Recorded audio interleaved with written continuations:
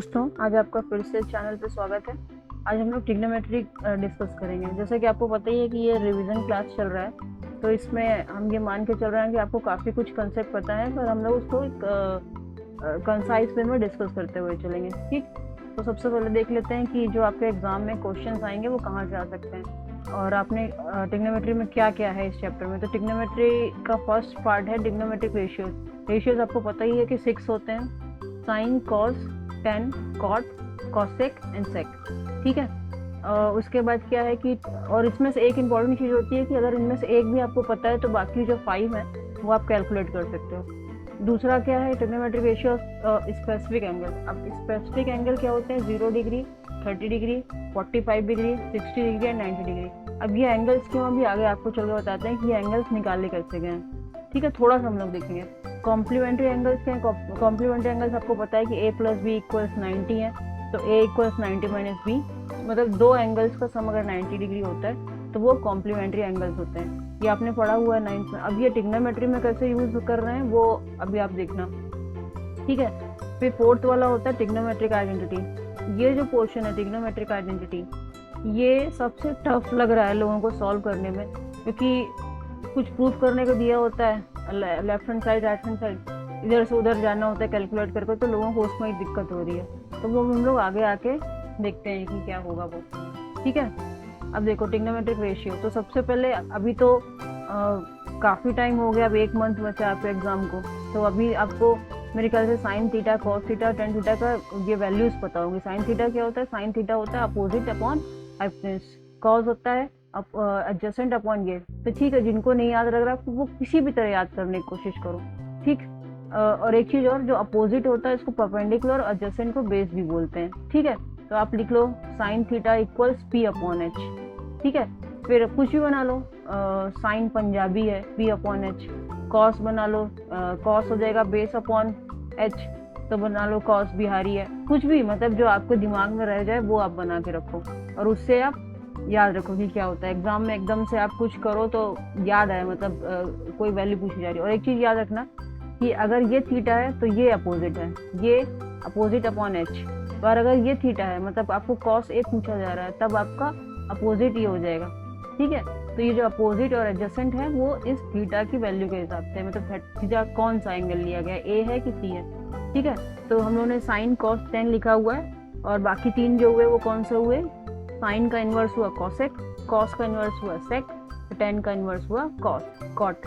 तो इसका just opposite हो जाएगा, मतलब कॉसेक हो जाएगा हाइपोटेन्यूज अपॉन साइन थीटा, वो अपोजिट। ठीक है, अपोजिट साइड। अब ये ट्रिग्नोमेट्रिक रेशियो होगा। अब देखो आपका जो आइसोसेलेस ट्रायंगल होता है,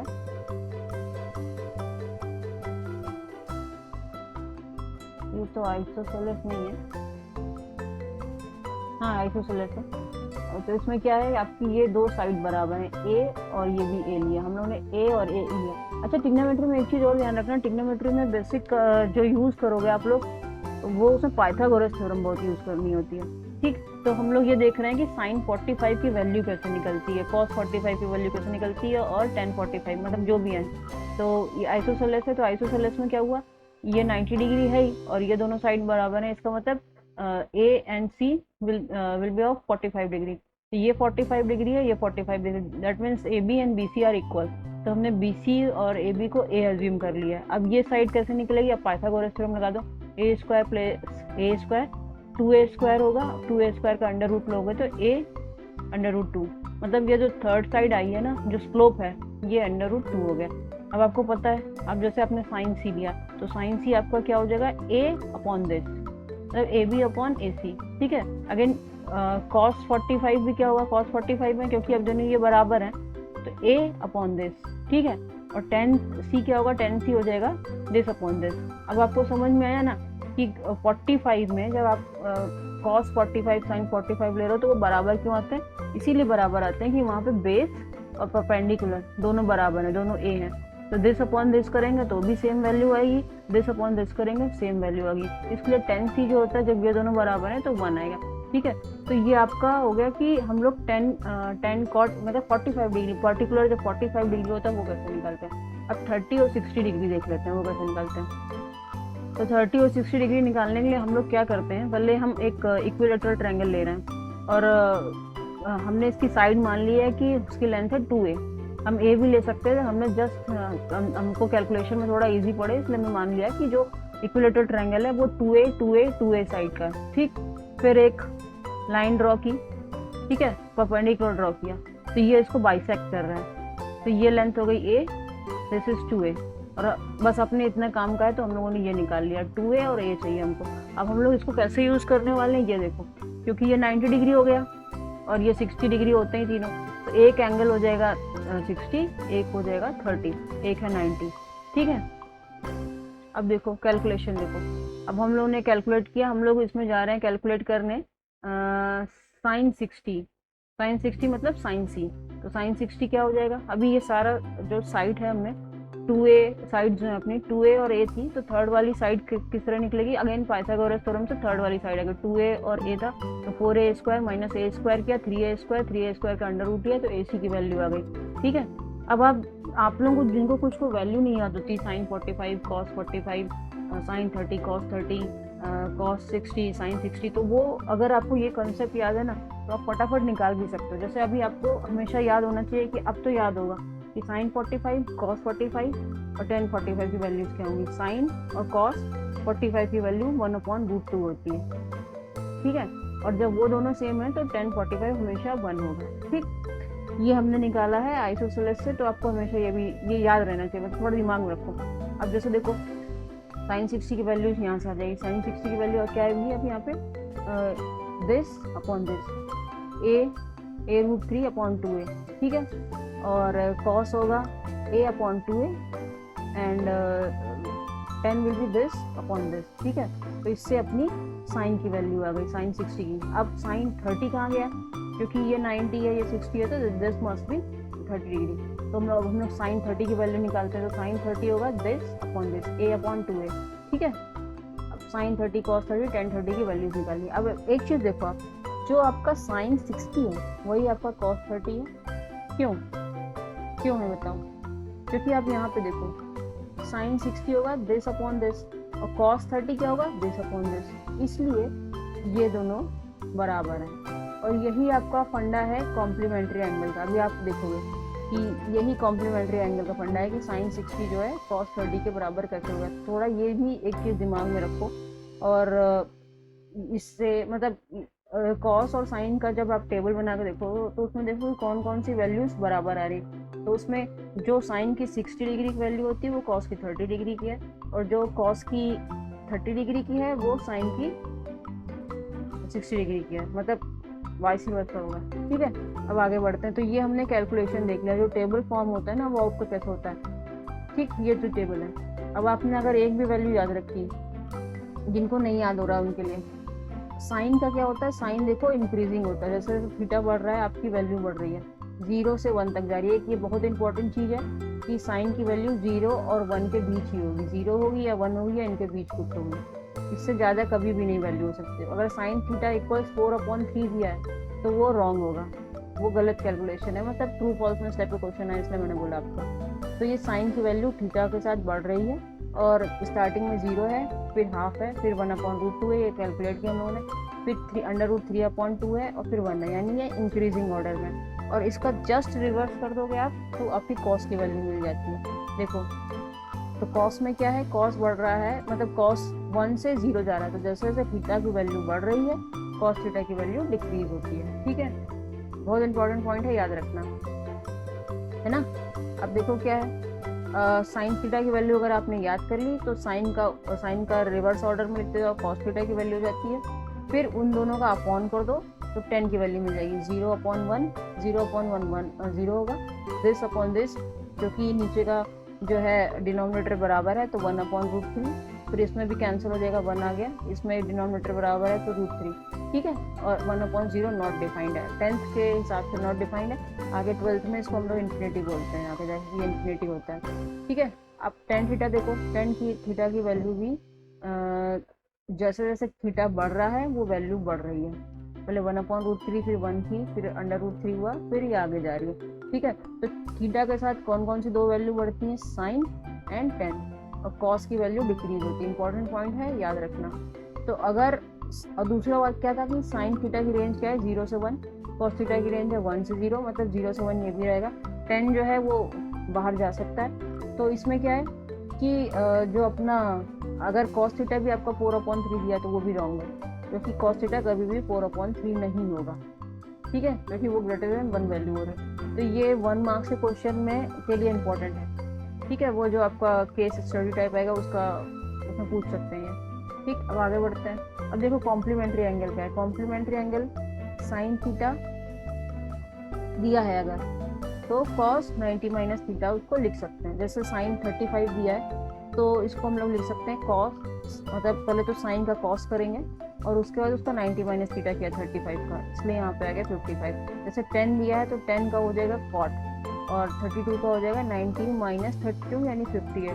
तो ये चीज़ जो है, अभी आप जब ये क्वेश्चन देखोगे तो आपके पास कोई एक्सप्रेशन दी होगी और उसमें ऐसे दो टर्म्स होंगे 32 58, तो आपको सीधे स्ट्राइक करना चाहिए 32 58, इन दोनों को सम कर दो तो 90 डिग्री हो रहा है, यानी कहीं यहाँ पे कॉम्प्लीमेंट्री एंगल यूज होगा।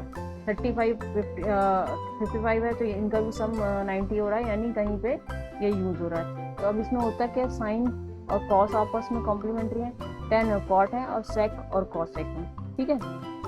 साइन और कॉसेक इन्वर्स होते हैं एक दूसरे के, पर जब कॉम्प्लीमेंट्री है ये दोनों है और ये दोनों है आपस में, ये और ये नहीं, ये और ये इन्वर्स है, ठीक है। फिर से आगे बढ़ते हैं। अब क्या है, ये ट्रिग्नोमेट्रिक आइडेंटिटी जिसमें सबसे ज़्यादा कंफ्यूजन होता है।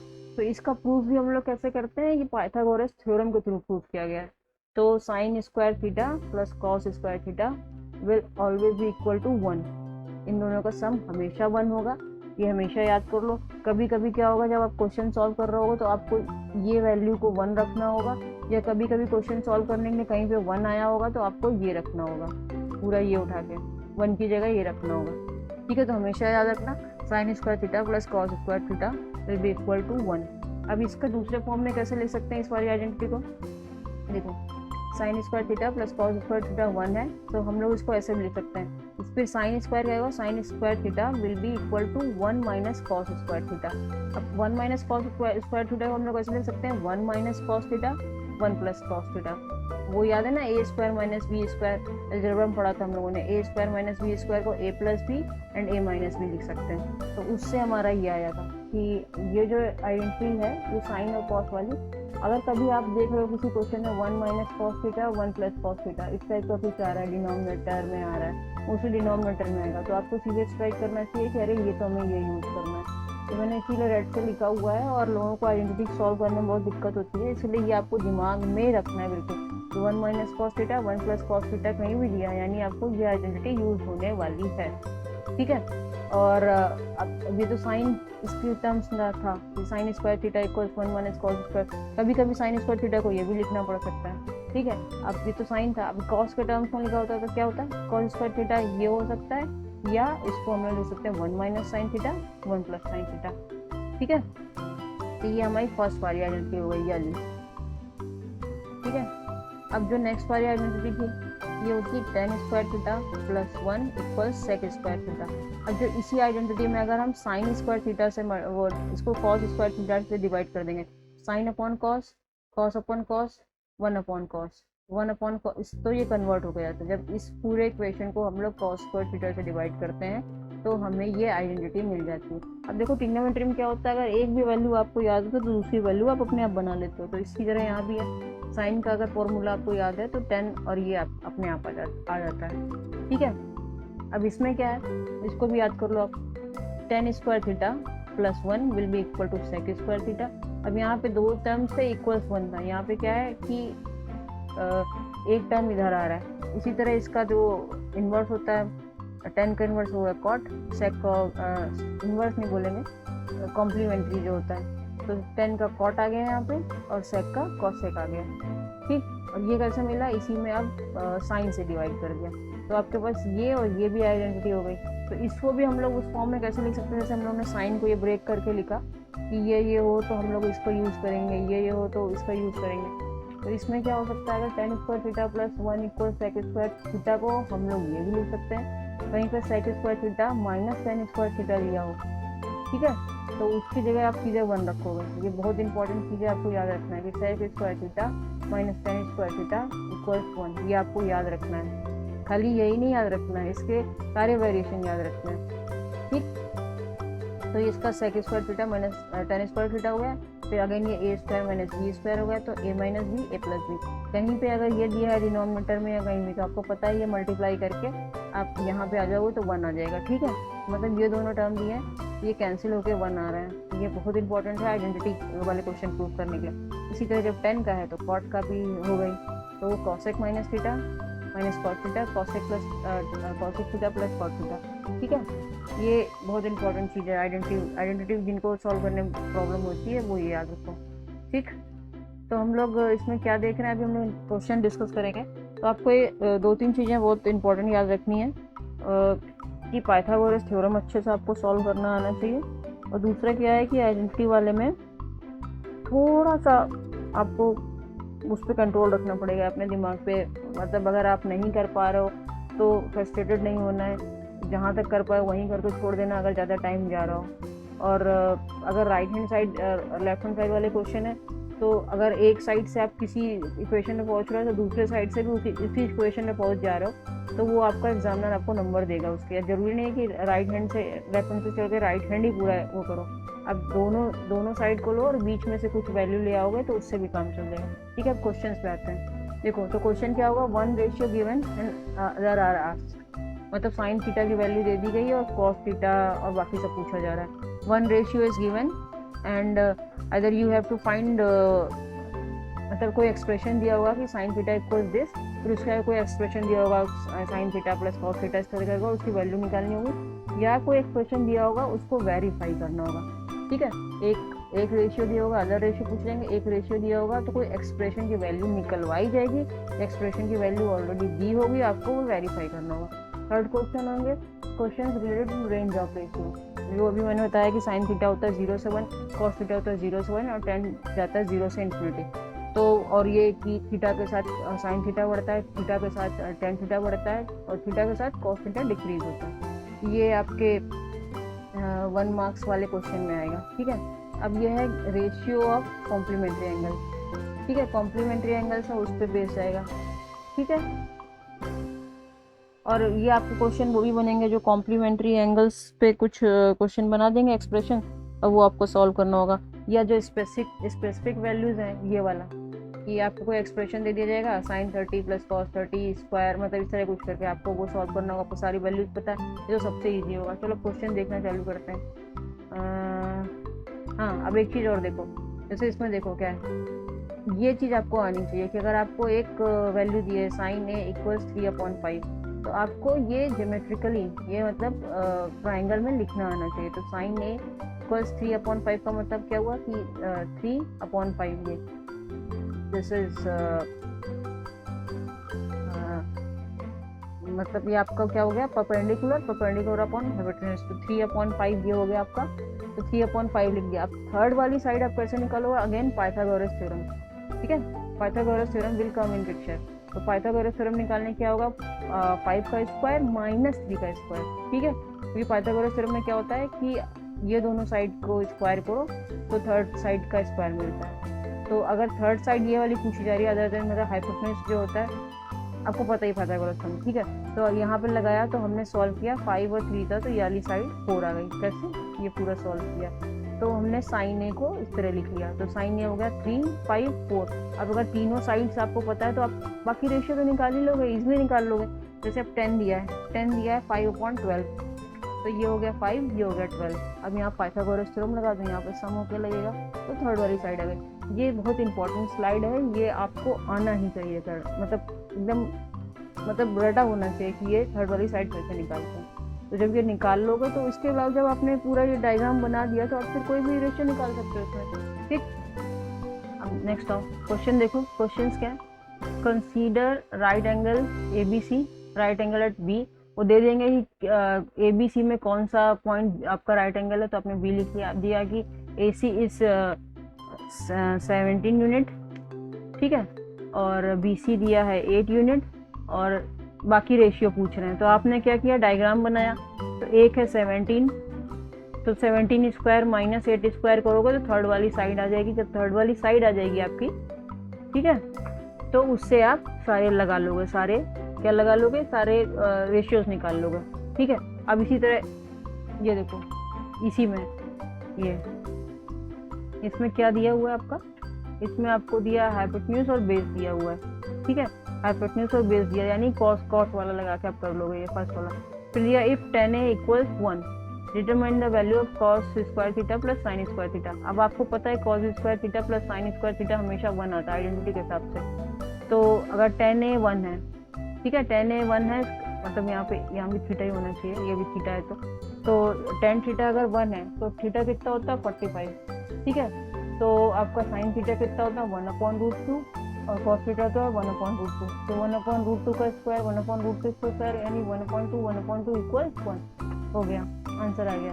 अब वेरीफाई करने को बोल रहे हैं, तो sin थीटा आया था 1/√2, cos थीटा आया था 1/√2, 2 × 1/√2 इक्वल्स 1 आ गया, ये वेरीफाई हो गया। ये जो मैंने बोला था सेकंड वाला क्वेश्चन, ये एक रेशियो दिया होगा आपको और दूसरे कुछ एक्सप्रेशन दी होगी, उसकी वैल्यू निकालनी होगी, या एक्सप्रेशन की वैल्यू दी होगी और आपको वेरीफाई करनी होगी। ये दोनों क्वेश्चन कवर हो गए। अब देखो थर्ड क्या दिया, इफ 3 cos थीटा इक्वल्स 4, ठीक है।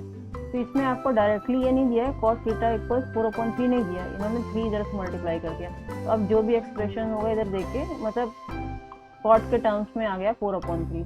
तो जब cot थीटा 4/3 है, अगेन आप डायग्राम में ड्रॉ कर लोगे तो 4 ये हो जाएगा, 3 ये हो जाएगा, तो उसके बाद आप tan की वैल्यू निकाल लोगे, tan हो जाएगा 3/4। cot है 4/3 तो tan हो जाएगा 3/4। अब यहाँ पे रखो 3/4, तो 9/16, 9/16, इसको सॉल्व करोगे तो कुछ एक वैल्यू आएगी, फिर इधर भी वही रखोगे, मतलब cos थीटा sin थीटा निकाल के फिर देखोगे कि ये बराबर आ रहा है कि नहीं, ठीक है। ये एक ही क्वेश्चन है, तो 4 नहीं लिखा है, मतलब 4 नहीं होना चाहिए, तो ये आपका यहाँ से सॉल्व होके आ जाएगा। तो जब आप सॉल्व करोगे तो देखोगे हाँ ये इसके बराबर ही होता है, ठीक है। अब find which one is true, the value of tan theta is always less than 1, no this is wrong, always less than 1 नहीं होता, आपको पता है कि 1 के ऊपर भी जाता है। sin theta 4/3, no this is also wrong. cos theta 12/5, wrong. The value of sin theta cos theta tan theta increases as theta increases, तो ये रॉन्ग होगा कि sin थीटा tan थीटा तो इंक्रीज करते हैं पर cos थीटा की value decrease होती है। अब cosec theta and cot theta is not defined for theta equals 90। अब आप ये देखो, जो आपका ये टेबल था है ना, इसमें आप जो थोड़ा ये नॉट डिफाइंड वाले टर्म्स हैं वो भी थोड़ा देख लेना। tan थीटा नॉट डिफाइंड होता है 90 के लिए, cot होता है 0 के लिए, इसी तरह sec और cosec भी होगा, जहाँ पे ये 1/0 हो जाएगा ना, ये 0 है तो cosec क्या होगा 1/0, तो 1/0 अपने को डिफाइंड नहीं है अभी। sec क्या हो जाएगा, sec 90 हो जाएगा 1/0 अगेन, तो वो भी नहीं डिफाइंड है, ठीक है। तो ये भी हमारा ये वाला जो था लास्ट वाला क्वेश्चन ये रॉन्ग है, क्योंकि cosec थीटा डिफाइंड नहीं होता है 0 के लिए, और cot डिफाइंड होता है उसके लिए, हाँ 0 के लिए, तो 90 के लिए नहीं, हाँ 0 होना चाहिए, ठीक है। अब नेक्स्ट क्वेश्चन क्या है, नेक्स्ट क्वेश्चन क्या है, right angle at Q, okay, PR and QR equals 25, ठीक है। इन्होंने क्या किया, एक लेंथ दे दी है और बाकी दोनों लेंथ इन्होंने दी नहीं है, इसको इन्होंने बोल दिया है कि इन दोनों का सम है 25। देखो तो एक को आप ले लो x या कुछ भी ले लो, ठीक है, और दूसरा हो जाएगा 25 माइनस x, ठीक। अब आप लगाओ इक्वेशन लगाना, चलो PR square will be equal to PQ square plus QR square, ठीक। तो PQ स्क्वायर क्या होगा, PQ दिस वन, ये नोन है, PQ क्या हो जाएगा PR माइनस QR। अब देखो ये बहुत अच्छा काम यहाँ पे इन्होंने किया है, इसलिए कैलकुलेशन बहुत जल्दी मतलब इजीली हो गया। इन्होंने क्या किया कि a square minus B square जो है, a square minus B square का a plus b a minus b use कर दिया, क्योंकि यहाँ पे इन्होंने ये दिया हुआ था कि ये दोनों का सम 25 है। आप इसको दूसरे तरीके से भी कर सकते हो, पाइथागोरस लगाते, एक को x मान लेते, एक को 25 माइनस x लेते, फिर वो पूरा सॉल्व करते, उससे भी सेम इक्वेशन आती है। और अगर आप ये कर लोगे इस तरह, इसको रीअरेंज करके ये लिखोगे और इस तरह लिखोगे तो इजीली सॉल्व हो जाएगा, क्योंकि 5 का स्क्वायर 25 और इसकी जगह आपने 25 रख लिया, कैंसिल हुआ, PR इक्वल्स QR इक्वल्स -1 और ये इक्वेशन ऑलरेडी दिया, तो इसमें क्या किया इन्होंने, आपको लीनियर इक्वेशन भी यूज करा ली। क्वेश्चन नंबर 6 जो है इसमें इन्होंने आपको लीनियर इक्वेशन भी यूज करा ली। तो अभी आप देखोगे कि ये जो चैप्टर है इसमें लीनियर इक्वेशन आप यूज कर रहे हैं उस जगह पे, ठीक है। अब नेक्स्ट क्वेश्चन क्या है, consider right angle ABC, right angle at B। अच्छा ये तो रिपीट हो गया क्वेश्चन है ना, हाँ ये रिपीट हो गया, फर्स्ट वाला क्वेश्चन है, चलो ये छोड़ दो इसको। अब इस पे आओ, जैसे ये वाले क्वेश्चन तो आपके बहुत इजी हैं। इसमें क्या है, आपको tan 45 की वैल्यू पता है, उसको स्क्वायर कर दो। cos 30 की वैल्यू पता है, उसको स्क्वायर कर दो। sin 45 पता है, cos 60 पता है, सबकी वैल्यू रख दो और x की वैल्यू आपको निकालनी है। ये x की वैल्यू अननोन है, तो जब आप निकालोगे जो भी सॉल्व होकर आएगा वो आपका x हो जाएगा, ठीक है। अब ये क्वेश्चन देखो, 9th क्वेश्चन। ये क्वेश्चन अच्छा क्वेश्चन है क्योंकि इसमें भी इन्होंने आपको लीनियर इक्वेशन यूज कराई है। आप देखो क्या है, इसमें दिया sin a plus b equals 1, tan a minus b equals this। तो sin a plus b equals 1 का मतलब क्या हुआ, sin a plus b 1 कब होता है, when this angle is equal to 90 degree, ठीक है। तो यही हमने लिखा है, sin a plus b equals 1, this implies a plus b will be 90 and second वाला क्या है, tan a minus b equals 1/√3। तो ये एंगल जो है ये 30 डिग्री होना चाहिए। अब यहाँ पे ये √3 दिया था, 1/√3, ये 1/√3 ना देखे कुछ भी यहाँ पे दिया हो सकता है। तो आपकी दो इक्वेशन बन गई, a plus b equals 90, a minus b equals 30। दो इक्वेशन बन गई, लीनियर इक्वेशन हो गई, जैसे x plus y equals ये, x minus y equals ये। तो जो हम लोग लीनियर इक्वेशन में सॉल्व करते थे वही है ये, कुछ अलग चीज़ नहीं है, ये लीनियर इक्वेशन आ गई। दो अननोन है आपके पास a और b, और आप उसको वैल्यूज निकालनी है, a और b की वैल्यू निकाल लोगे। इंपॉर्टेंट क्वेश्चन है, ठीक है। अब देखो next question, 2 tan square 45 cos square 30, ये इसमें सिंपली वैल्यूज लिखनी आप लिख लोगे। अब नेक्स्ट क्वेश्चन देखो, अब 38 आपको पता नहीं सिखाया नहीं गया, 52 आपको सिखाया नहीं गया, और आप देख रहे हो 38 और 52 को जब आप क्या कर रहे हो, अरे तो इन दोनों को सब 90 डिग्री आ रहा है, यानी यहाँ पे कॉम्प्लीमेंट्री वाला यूज होगा। तो क्या करोगे, cos 38 और इसको क्या कर दोगे, sin 90 माइनस 52 यानी sin 38, ठीक है। और इसी तरह यहाँ करोगे, ठीक। तो आप इसको सॉल्व करके देखना क्या आता है, ये 0 ही आएगा आपका, ये आपको बताना है। क्योंकि यहाँ पे आप जब प्रॉपर्टी यूज करोगे कॉम्प्लीमेंट्री वाली, जो इस टाइप के जितने भी क्वेश्चन आएंगे जिसमें आपको तो यही एंगल्स नोन है ना, तो इस टाइप के अननोन वाले आएंगे, आप सीधे ही समझ जाना है वहाँ पे कॉम्प्लीमेंट्री वाला यूज करना है। तो बस क्या करोगे, cos 38 दिया है, cos 52 दिया है, तो इनमें से एक को चेंज कर लो, cos 52 को चेंज कर लो साइन में, और यहाँ sin 52 को चेंज कर लो cos में। तो आप देखोगे सेम एक्सप्रेशन बन जाएगी, यहाँ बन जाएगा sin 38, यहाँ बन जाएगा cos 38, this minus this will be equal to 0। अब ये क्वेश्चन हो, if sin 3a equals this, अब इसको कैसे सॉल्व करेगा, तो कैसे सॉल्व करेगा, sin इक्वल्स cos दिया है, तो sin इक्वल्स cos तो हम लोग जानते ही नहीं है, हम लोग sin इक्वल्स cos कब होता है, कॉम्प्लीमेंट्री वाले में होता है, sin a equals cos 90 minus a होता है, तो हम लोग यहाँ पे वही यूज करेंगे, ठीक। इसको हम लोग लिख देंगे, sin 3a को लिख देंगे cos 90 माइनस 3a, ठीक है। sin 3a को हम लोग रिप्लेस करेंगे cos 90 माइनस 3a, तो 90, फिर अब क्या हो जाएगा, cos 90 minus 3a equals cos a minus 26, तो इससे क्या हो जाएगा, 90 minus 3a will be equal to a minus 26, और एक एक्सप्रेशन मिल जाएगी, a की वैल्यू मिल जाएगी आपको, ठीक है। यहाँ पे ये कॉम्प्लीमेंट्री वाला यूज हो रहा है, कॉम्प्लीमेंट्री एंगल वाला, ठीक। तो आगे बढ़ते हैं, express the ratio cos a tan a sec a in terms of sin a। तो आइडेंटिटी वाले से प्रूफ कर देना, cos को sin के टर्म्स में कैसे लिखते हैं, 1 माइनस साइन स्क्वायर है, 10 को भी लिख देना, 10 होता है sin अपॉन cos होता है ना, और cos को तो आपने लिख ही दिया साइन के टर्म्स में, क्या लिखा आपने, लिखा cos को cos a equals √1 minus sine square a, ठीक है। तो tan a आपका हो जाएगा tan a upon √1 minus sine square a, ठीक है। और जब cos को लिख चुके हो उसी का इन्वर्स होता है sec, ठीक है। जब एक वैल्यू निकाल लोगे तो बाकी तो सब निकाल ही लोगे। अब इसमें if a plus a b and c are the interior angle of abc, okay, show that tan a plus b upon 2 equals cot c upon 2। ये a plus b upon 2 है, ये b upon 2 का नहीं है, a plus b का whole upon 2, ठीक है। तो आप जानते हो a plus b plus c equals 180 होता है, जब उसका अपॉन कर दोगे यानी a/2 प्लस b/2, ये क्या होगा 90 माइनस c/2। अब आप इसी में यहाँ पे 10 लगा दोगे, बोथ साइड 10 ले लोगे, तो 10 a/2 plus b/2 equals 10 90 minus c/2, 10 90 minus c/2, और 10 90 माइनस c/2 कॉम्प्लीमेंट्री से हो जाएगा, क्या हो जाएगा cot c/2। तो हम लोगों ने देखा कि क्वेश्चन नंबर 11, 12, 13, 14, 13 नहीं 11, 12 और 14 में हम लोगों ने क्या यूज़ किया, हम लोगों ने कॉम्प्लीमेंट्री वाला फंडा यूज़ किया। ठीक है, ये देखो सॉल्व किया हुआ है पूरा। ठीक, अब आइडेंटिटी वाले पोर्शन पे आ जाओ, जिसमें सबसे ज़्यादा प्रॉब्लम होती है। अब एक चीज़ बताते हैं आपको कि आइडेंटिटी अगर आपको दी, आप कितने भी क्वेश्चन सॉल्व कर लो, आपको एग्जाम में हमेशा ये लगना है अरे ये तो बिना देखा हुआ क्वेश्चन आ गया। ठीक है, जैसे मेरे साथ हुआ था जब मैंने जेई दिया था, तो एक क्वेश्चन आया था, 8 मार्क्स का क्वेश्चन था, और मेरा ट्रिग्नोमेट्री काफ़ी स्ट्रॉन्ग है, लेकिन वो जेई के जो 3 घंटे होते हैं ना, उसमें अच्छों दिमाग ख़राब हो जाता है।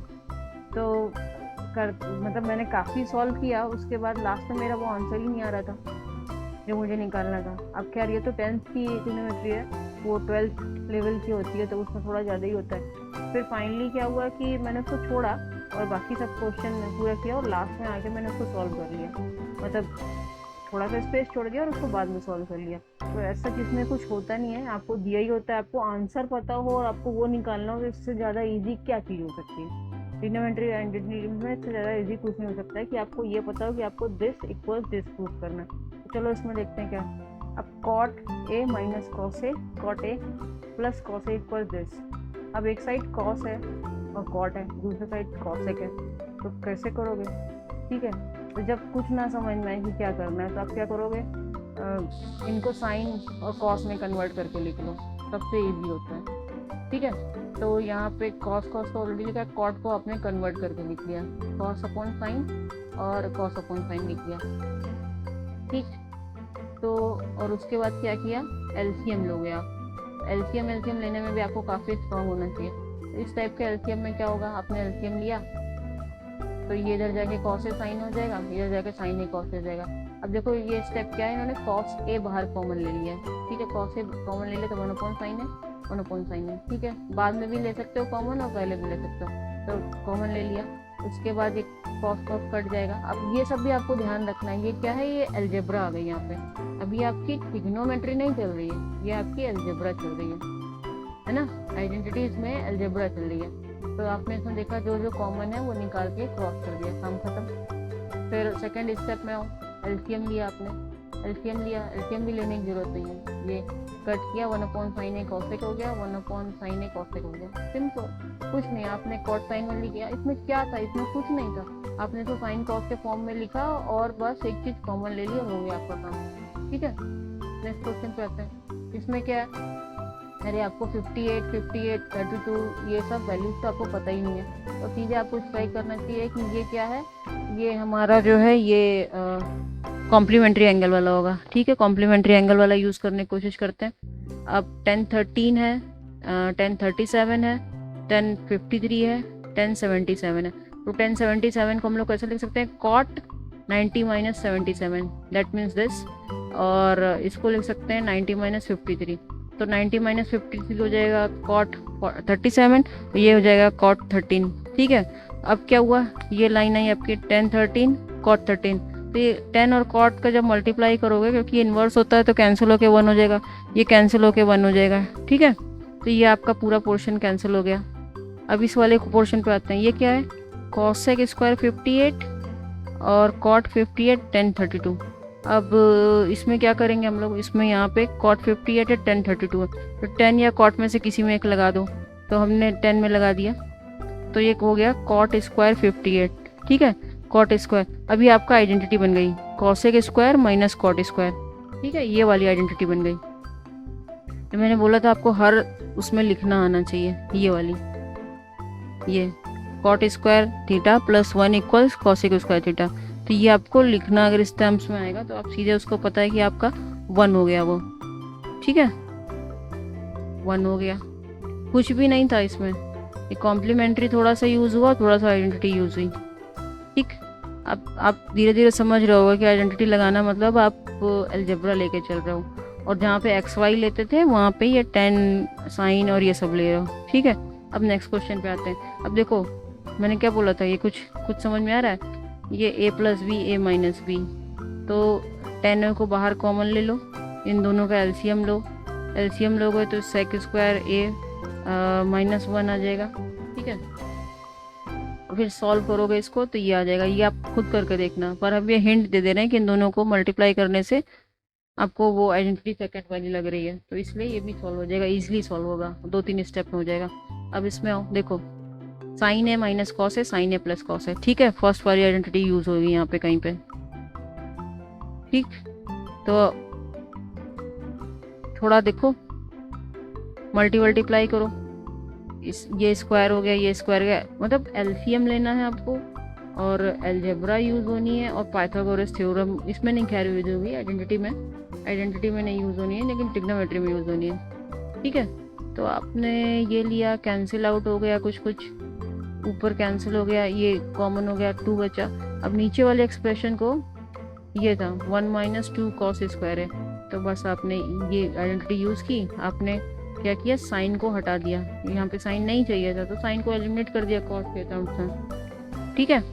अब आपको ये पॉइंट्स रिमेम्बर रखने हैं। एक चीज़ क्या रिमेम्बर रखनी है कि ट्रिग्नोमेट्रिक रेशियो, ये ऐसे ही आप याद रखो कि पाइथागोरस ट्रिपलेट्स जो होते हैं, अगर 2 साइड्स दिए हैं बी और एच 3 4, तो थर्ड वाली 5 होगी। ये थोड़ा आपको करते करते अब तक समझ में आ गया होगा किस टाइप का होता है, कि आपका ये बेस है और ये परपेंडिकुलर है तो हाइपोटेन्यूज ही होगा, जो येलो में रखे गए वो हाइपोटेन्यूज है सारे। थोड़ा दिमाग में रखोगे तो एग्जाम में ईजिली आ जाएगा। पर ये मत कर देना कि आपको 3 और 5 दी हुई है तो आप फोर्थ वाली साइड अपने आप एज्यूम कर लो 4 है। ये दोनों अगर मतलब क्या होंगे, ये बेस और परपेंडिकुलर हैं तब ये होता है। अगर आपको 3 दिया है बेस और 5 दिया है परपेंडिकुलर, तब उसका 3 स्क्वायर प्लस 5 स्क्वायर करके हाइपोटेन्यूज होगा, ये ध्यान रखना, हाइपोटेन्यूज होगा, ठीक है। अब मैंने ज़्यादा क्वेश्चन आइडेंटिटी पे यूज़ नहीं किए हैं, इसमें नहीं इंक्लूड किए हैं, क्योंकि क्या आइडेंटिटी में बहुत सारे क्वेश्चन हैं और अब कभी वो सारे क्वेश्चन कवर नहीं किए जा सकते एक जगह। तो आपको 2-3 चीज़ें दिमाग में रखनी है कि आइडेंटिटी जब आप सॉल्व कर रहे हो तो 3 आइडेंटिटी ध्यान रखनी है, वो तीनों उनके डिफरेंट फॉर्म ध्यान रखने हैं कि जो मैंने उस शीट में यूज़ किया था। तीसरी बात यह है कि एलसीएम में आप एकदम स्ट्रॉन्ग होने चाहिए। फोर्थ बात यह है कि ये अलजेब्रा है, सिर्फ आपको कुछ कॉमन लेके काटना होगा, क्रॉस मल्टीप्लाई करना होगा, ये सब करना होगा, ठीक है। तो आइडेंटिटी में इतना ज़्यादा डरने की या बहुत सारा क्वेश्चन सॉल्व करने की कोशिश मत करो, होगा नहीं होगा। सबसे बड़ी बात होती है कि आपको ये इक्वल्स ये ही प्रूफ करना है, तो किसी तरह भी आप वहाँ पे पहुँच जाओगे, उसमें डरने की ज़रूरत नहीं है, ठीक है। और अगर कुछ डाउट हो तो आप कमेंट करना इंस्टा पे या इस पे फेसबुक पे और यूट्यूब, तीनों पे आप कमेंट कर सकते हो मुझे, ठीक है। मेरे ख्याल से आपके सारे डाउट्स क्लियर हुए होंगे और मैंने थ्योरी भी पढ़ाने की कोशिश की है। और एक्सरसाइज ये चैप्टर 8 और 9 ऑलरेडी मैंने पहले कवर किया हुआ है, आप उससे जाकर देख सकते हो। फिर भी कोई डाउट हो तो फिर से अभी क्लियर करने के लिए मुझे ज़रूर मैसेज करना, ठीक है। चलो ये चैप्टर ख़त्म करते हैं, मिलते हैं नेक्स्ट टाइम।